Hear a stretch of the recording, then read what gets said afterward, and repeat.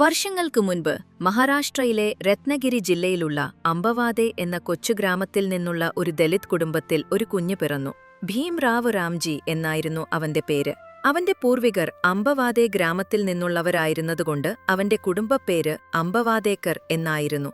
ചെറുപ്പത്തിൽ തന്നെ ഭീമിന് അറിവിനോട് വലിയ താൽപ്പര്യമുണ്ടായിരുന്നു.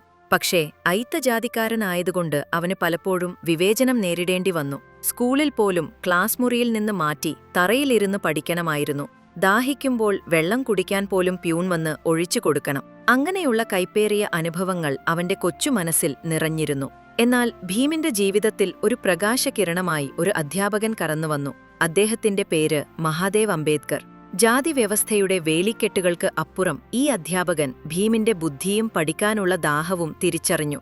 മഹാദേവ് അംബേദ്കർ ഒരു ബ്രാഹ്മണനായിരുന്നു. എന്നിട്ടും ഭീമിനോട് അദ്ദേഹത്തിന് വലിയ വാത്സല്യം തോന്നി. സ്കൂളിൽ രേഖകൾ പുതുക്കുന്ന ഒരു സമയത്ത് മഹാദേവ് അംബേദ്കർ ഒരു അപ്രതീക്ഷിത കാര്യം ചെയ്തു. തനിക്ക് ഏറ്റവും പ്രിയപ്പെട്ട വിദ്യാർത്ഥിയായ ഭീമിനോടുള്ള സ്നേഹം കാരണം തന്റെ സ്വന്തം കുടുംബപ്പേരായ അംബേദ്കർ എന്ന് ഭീമിന്റെ സ്കൂൾ രേഖകളിൽ ചേർക്കാൻ അദ്ദേഹം തീരുമാനിച്ചു. അങ്ങനെ ഭീംറാവു രാംജി അംബവാദേക്കർ എന്ന കുട്ടി ഭീംറാവു രാംജി അംബേദ്കറായി മാറി. ഈ ചെറിയ പ്രവൃത്തി ആ അധ്യാപകന്റെ വലിയ മനസ്സിനെയാണ് കാണിക്കുന്നത്. ജാതിയുടെ പേരിൽ സമൂഹം ഭീമിനെ മാറ്റി നിർത്തിയപ്പോഴും സ്നേഹവും വിവേകവുമുള്ള ഒരു അധ്യാപകൻ അവന് തന്റെ പേരിന്റെ ഭാഗം പോലും നൽകി ആദരിച്ചു. ഈ പേര് പിന്നീട് ഇന്ത്യയുടെ ചരിത്രത്തിൽ ഒരു മാറ്റത്തിന്റെ പ്രതീകമായി മാറി. അംബേദ്കർക്ക് തന്റെ അധ്യാപകനോടുള്ള സ്നേഹവും കടപ്പാടും ജീവിതകാലം മുഴുവൻ നിലനിർത്തിയിരുന്നു. ഈ പേര് അദ്ദേഹത്തിന്റെ ഐഡന്റിറ്റിയുടെ ഭാഗമായി മാറുകയും ജാതി വേർതിരിവുകൾക്ക് അപ്പുറം മനുഷ്യബന്ധങ്ങൾക്കും സ്നേഹത്തിനും സ്ഥാനമുണ്ടെന്ന് ഓർമ്മിപ്പിക്കുകയും ചെയ്യുന്നു. പേര് മാറിയതുകൊണ്ട് മാത്രം ജാതി വിവേചനം അവസാനിച്ചില്ല. സ്കൂളിൽ അദ്ദേഹം വിവേചനം നേരിട്ടു. പിന്നീട് ഉന്നത ഉദ്യോഗസ്ഥനായപ്പോഴും താമസിക്കാൻ ഇടം കിട്ടിയില്ല. ഈ അനുഭവങ്ങളെല്ലാം ഭീമിനെ കൂടുതൽ ശക്തനാക്കുകയായിരുന്നു. അറിവാണ് തന്റെ ഏറ്റവും വലിയ ആയുധമെന്ന് അദ്ദേഹം തിരിച്ചറിഞ്ഞു. വിവേചനത്തിന്റെ മുറിവുകൾ അദ്ദേഹത്തിന്റെ മനസ്സിൽ ആഴത്തിൽ പതിഞ്ഞിരുന്നു. എന്നാൽ ആ മുറിവുകളെല്ലാം അറിവിനായുള്ള അദ്ദേഹത്തിന്റെ ദാഹത്തെ ആളിക്കത്തിച്ചു. ഭീംറാവു അംബേദ്കർക്ക് പുസ്തകങ്ങളോട് ഒരു പ്രത്യേകതരം ഇഷ്ടമായിരുന്നു. അതൊരു അടങ്ങാത്ത അഭിനിവേശമായി മാറി. അദ്ദേഹത്തിന് പുസ്തകങ്ങൾ വെറും കടലാസുകൾ ആയിരുന്നില്ല, മറിച്ച് അറിവിന്റെയും ശക്തിയുടെയും ലോകത്തേക്കുള്ള മാന്ത്രിക വാതിലുകളായിരുന്നു. അദ്ദേഹത്തിന്റെ കുടുംബം ദരിദ്രമായിരുന്നു.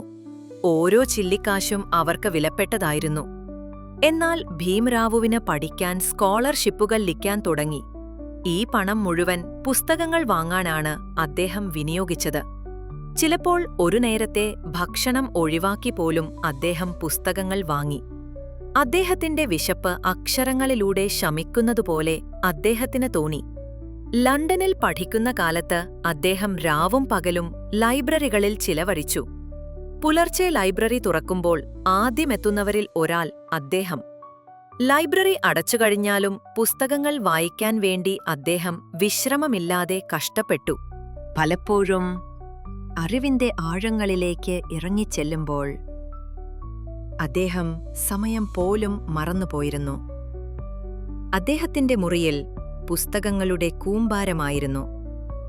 മേശപ്പുറത്തും കട്ടിലിനടിയിലും നിലത്തും ചുമരുകളിലും എല്ലാം പുസ്തകങ്ങൾ നിറഞ്ഞിരുന്നു. അദ്ദേഹത്തിന്റെ ജീവിതകാലത്ത് ഏകദേശം 50,000-ത്തിലധികം പുസ്തകങ്ങളുള്ള ഒരു വലിയ സ്വകാര്യ ലൈബ്രറി അദ്ദേഹം സ്വന്തമാക്കി. ലോകത്തിലെ തന്നെ ഏറ്റവും വലിയ സ്വകാര്യ ലൈബ്രറികളിലൊന്നായിരുന്നു അത്. ഓരോ പുസ്തകവും, ഓരോ അക്ഷരവും, ഓരോ വാക്കും അദ്ദേഹത്തിന് അറിവിന്റെ പുതിയ ലോകം തുറന്നുകൊടുത്തു. നിയമം, സാമ്പത്തികശാസ്ത്രം, ചരിത്രം, സാമൂഹികശാസ്ത്രം, തത്വശാസ്ത്രം, എല്ലാ മേഖലകളിലെയും പുസ്തകങ്ങൾ അദ്ദേഹം വായിച്ചു തീർത്തു. ഈ പുസ്തകങ്ങളിൽ നിന്നാണ് അംബേദ്കർ തന്റെ ശക്തി കണ്ടെത്തിയത്. അറിവ് അദ്ദേഹത്തെ ശക്തനാക്കി. ജാതി വിവേചനത്തിനെതിരെ പോരാടാനുള്ള ധൈര്യം നൽകി. ഇന്ത്യയുടെ ഭരണഘടന രൂപീകരിക്കുമ്പോൾ അദ്ദേഹത്തിന് ലോകത്തിലെ വിവിധ രാജ്യങ്ങളിലെ നിയമങ്ങളെയും ഭരണഘടനകളെയും കുറിച്ച് അഗാധമായ അറിവുണ്ടായിരുന്നു.